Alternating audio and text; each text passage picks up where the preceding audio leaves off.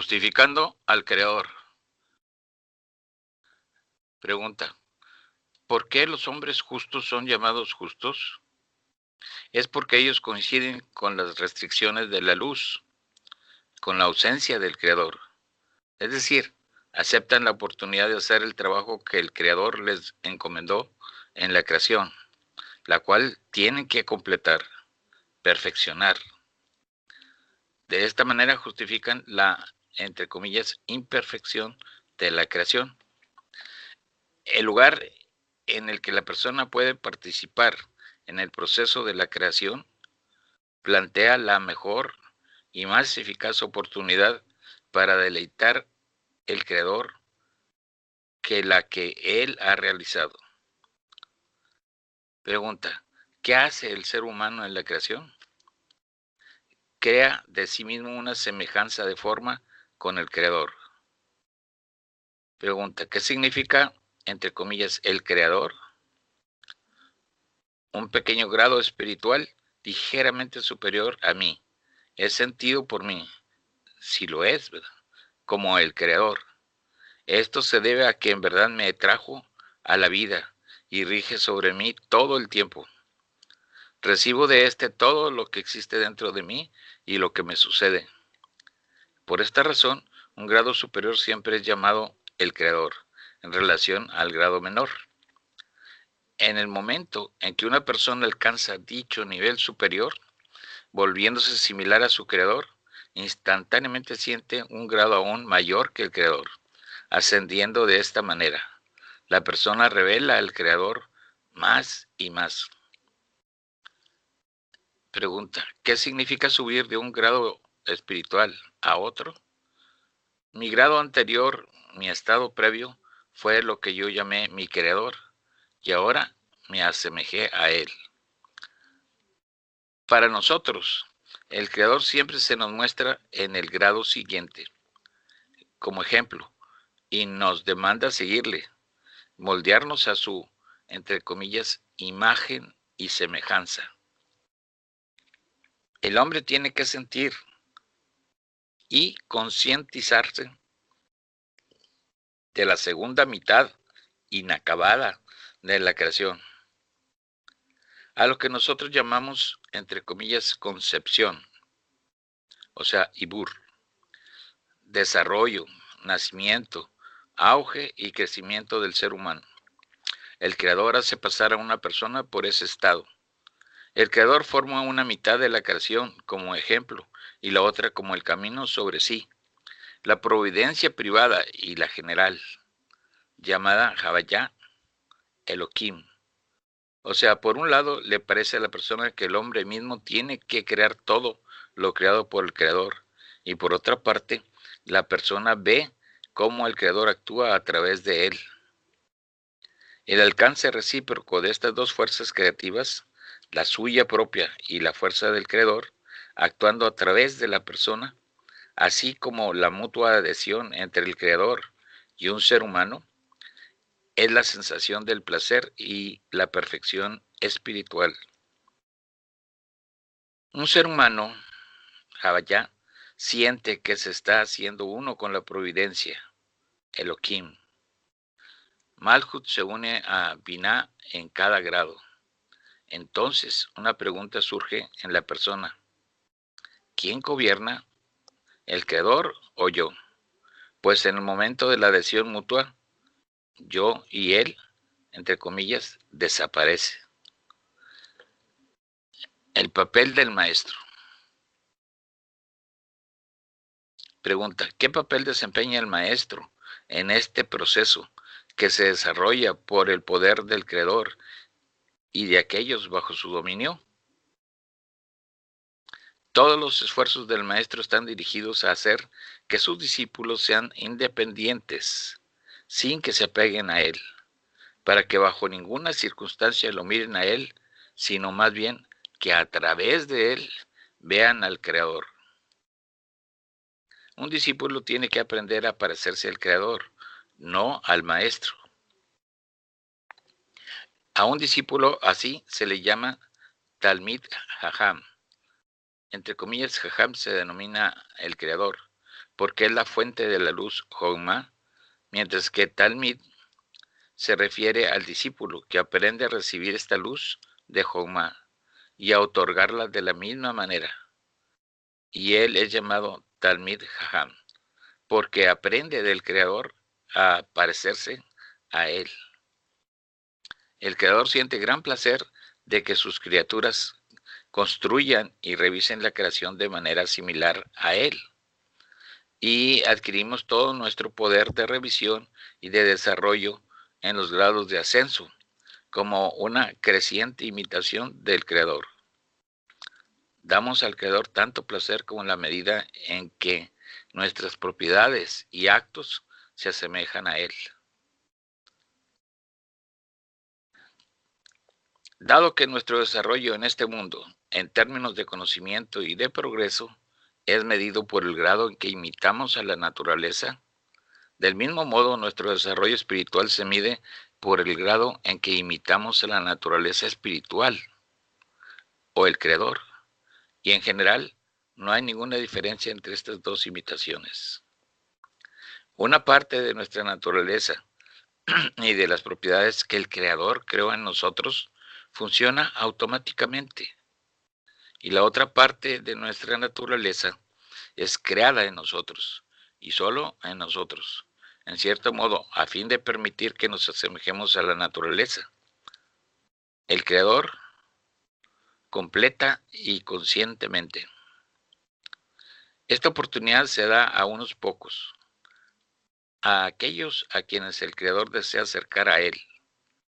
Esto es así debido a que imitarle significa acercarse a Él, y dicha oportunidad se da dependiendo de los esfuerzos del hombre. Ya mencionamos que la existencia y el proveer a la existencia se contradicen entre sí. La existencia es otorgada desde lo alto, y para nosotros esto representa las leyes de la naturaleza. Proveer a la existencia, por otro lado, depende de nuestros actos. Por esta razón, nuestro objetivo se reduce a combinar la existencia con el proveer a la existencia a fin de que el gobierno, denominado, entre comillas, proveer a la existencia, precisamente se asemeje al gobierno llamado, entre comillas, existencia.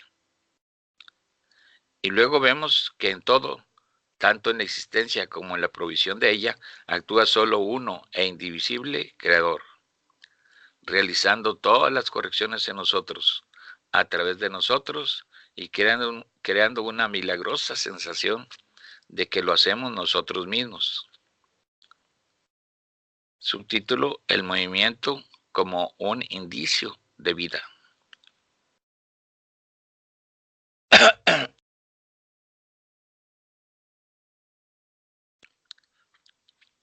Dividimos la naturaleza circundante en 4 tipos, que son inanimado, vegetativo, animado y humano. La base de esa división, las propiedades, es el nivel de desarrollo interno de cada tipo. Basados en un indicio de la vida espiritual, toda la creación se divide en 2 tipos. El primer tipo consiste en el inanimado, el vegetativo y el animado, mientras que el segundo tipo es el hablante, al cual llamamos humano. El primer tipo es considerado totalmente muerto y solo al segundo tipo se le define como viviente.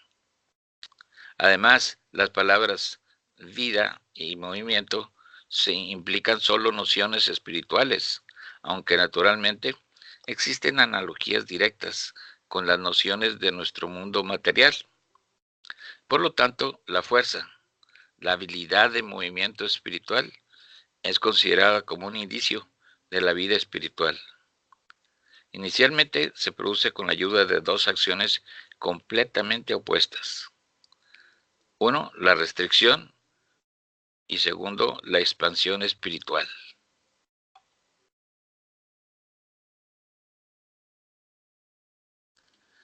Sin embargo, el nivel hablante de la naturaleza, considerado espiritualmente vivo, también es nacido un muerto hasta que se despierta a la vida espiritual con la ayuda de, entre comillas, golpecitos.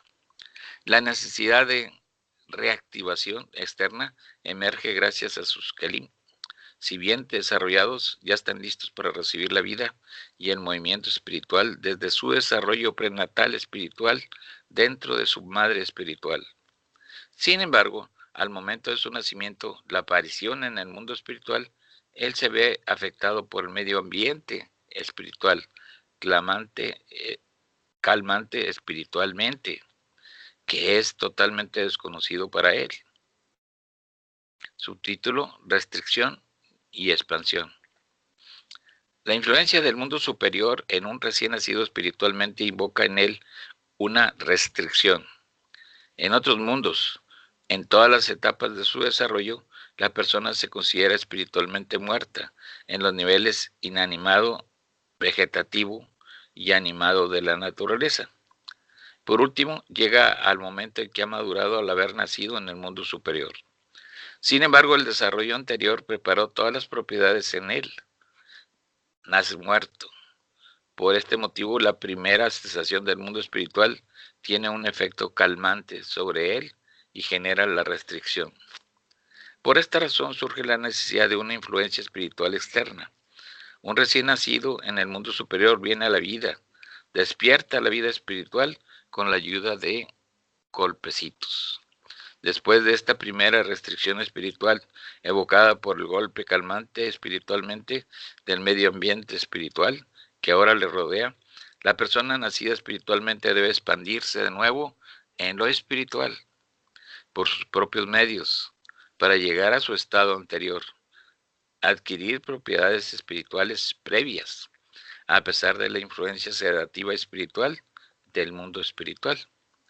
Y estas dos acciones absolutamente opuestas entre sí, la restricción y la expansión espiritual, combinadas reciben el nombre de el primer paso, el aliento de la vida espiritual. La restricción espiritual en el momento del nacimiento espiritual se produce independientemente de la voluntad del hombre, automáticamente. Posteriormente, la persona debe ejercer un poderoso esfuerzo consciente para restringirse espiritualmente a sí mismo. Sin embargo, a veces hay cierta debilidad en el nacimiento espiritual que hace que un recién nacido espiritual sea débil espiritualmente. En tal caso, como resultado de esta debilidad espiritual, el medio ambiente que le rodea no puede evocar en él la restricción espiritual.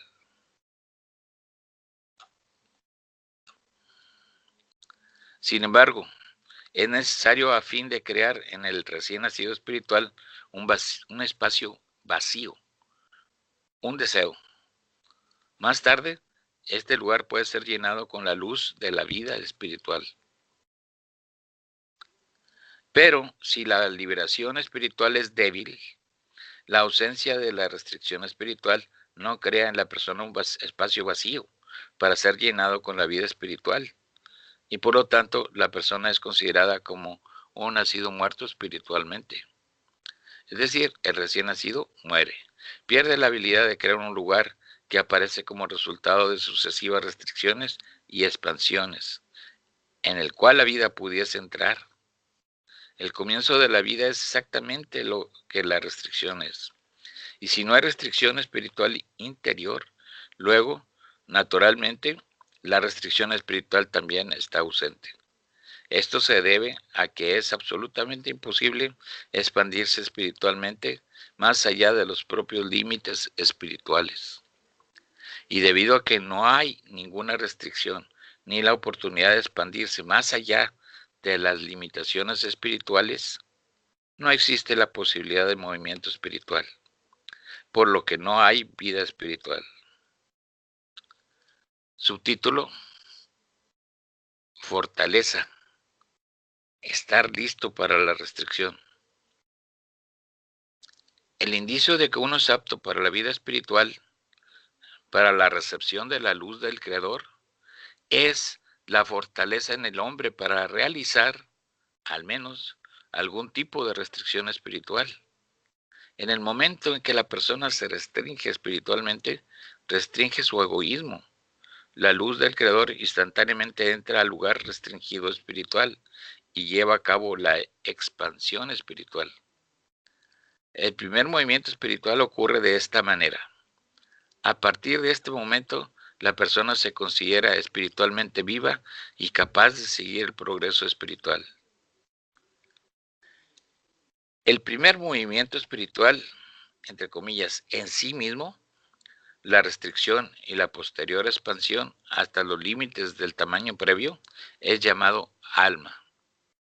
Este proceso se asemeja al de inhalar y exhalar el aire de la vida.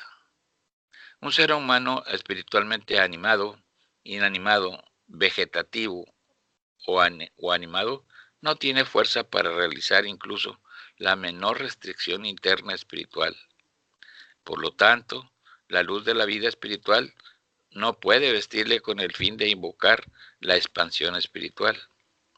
Significa que no puede espiritualmente restringirse en su interior, no es capaz de expandirse espiritualmente y recibir la luz de la vida espiritual. Y esta es la ley de la naturaleza. Así pues, la persona espiritualmente inanimada, vegetativa o animada está espiritualmente muerta. Mientras que una persona espiritualmente, entre comillas, hablante, es decir, una persona que se relaciona con el nivel, entre comillas, humano de la naturaleza, es apta para la vida espiritual. Sin embargo, ha nacido muerto. Por lo tanto, debe haber algo que evoque la primera restricción espiritual que uno es incapaz de realizar por sí mismo. Este clima espiritualmente frío, que investiga la restricción, llega a la persona como resultado del estudio de la Kabbalah y de sus, entre comillas, buenas obras. Sin embargo, sin un estudio muy meticuloso de las fuentes originales especiales, mientras se entiende su propósito, por qué se estudia y a quién ha escogido como su maestro, uno es incapaz de generar una restricción interior. La luz de la vida, la realización y la sensación de la espiritualidad entra en el espacio en el cual la persona logró autorrestringirse, su egoísmo. Esta es la consecuencia del Akarat Ha-Ra, la conciencia del mal en el hombre. Revelar su verdadero yo, la conciencia del mal, fuerza al hombre a trabajar en sí mismo, lo que se llama las buenas obras. Acercarse a la espiritualidad, sentir al Creador, aunque no claramente,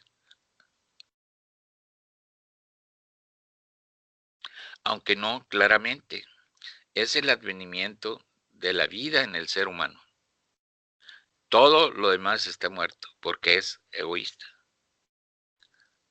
Subtítulo: los tipos de restricción. La contracción espiritual, la capacidad de autorrestringirse internamente, tiene que ser fruto de las facultades más internas del ser humano. Pregunta: ¿qué significa restringirse uno mismo?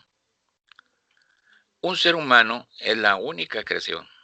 La única cosa creada es el deseo de deleitarse en la luz del Creador. Por lo tanto, el ser humano es el deseo, aunque inconsciente al principio, de deleitarse en la luz del Creador. Tenemos un cerebro solo para que nos ayude a llenar este deseo. De ello se deduce que, cuando hablamos acerca de la restricción espiritual, nos referimos a la restricción de los deseos. Sí, influidos por el estudio de la Kabbalah, se logra realizar esto. El espacio vacío se llenará con la luz de la vida, y este espacio se llama alma. La restricción debe ser el resultado de los actos y esfuerzos de uno mismo, pues la naturaleza siempre se esfuerza por la ampliación, la expansión y no la restricción. Hay dos tipos de restricciones. La primera, la restricción del factor externo, como el enfriamiento, por ejemplo. Si ejerciésemos presión espiritual sobre un recién nacido espiritual, evocando la restricción de su cuerpo espiritual, el cuerpo mismo aspiraría a restablecer su condición espiritual inicial y volverá a su estado anterior.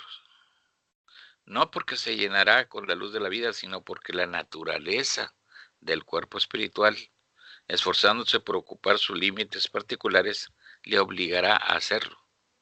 En caso de que cualquier fuerza de presión externa llegase, el cuerpo espiritual, el Kli, instantáneamente exhibe su propia fuerza, que lo regresa a la forma espiritual original, alegándose así de esta irresistible fuerza externa positiva. 2. De la estructura del Kli. Si la razón de la restricción resultante está en el Kli, el cuerpo espiritual, y es el resultado de las propiedades y estructuras del Kli, entonces el cuerpo no tiene el poder para volver a su estado espiritual anterior, a sus límites iniciales.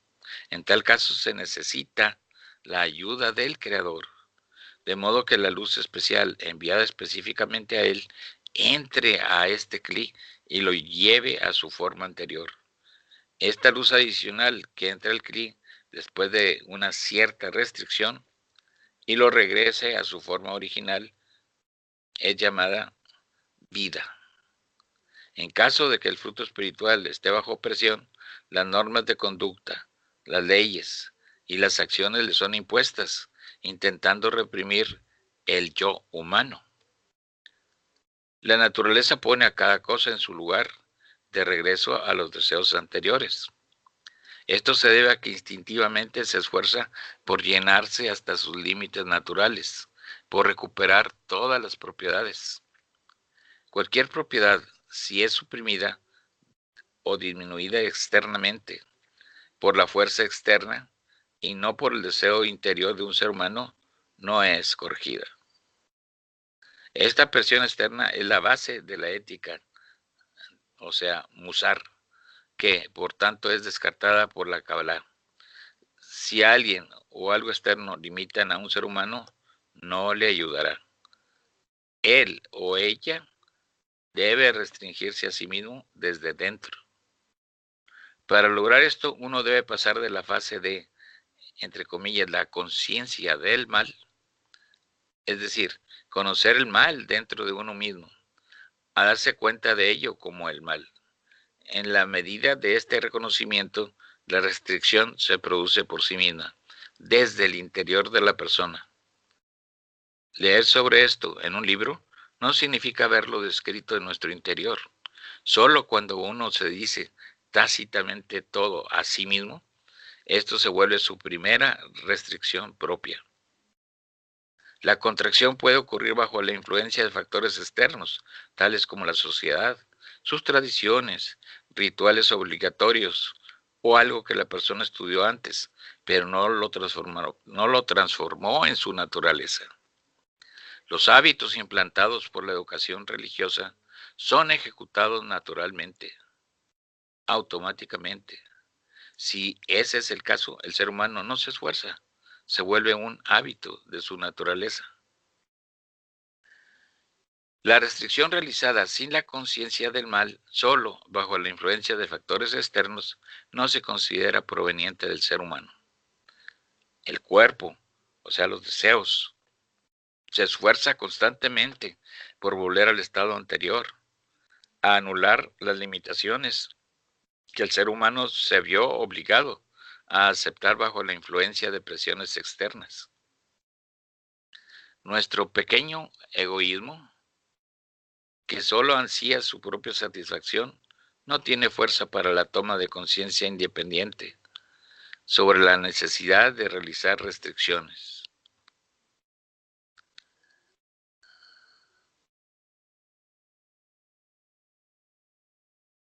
Sigue los estudios dan fortaleza.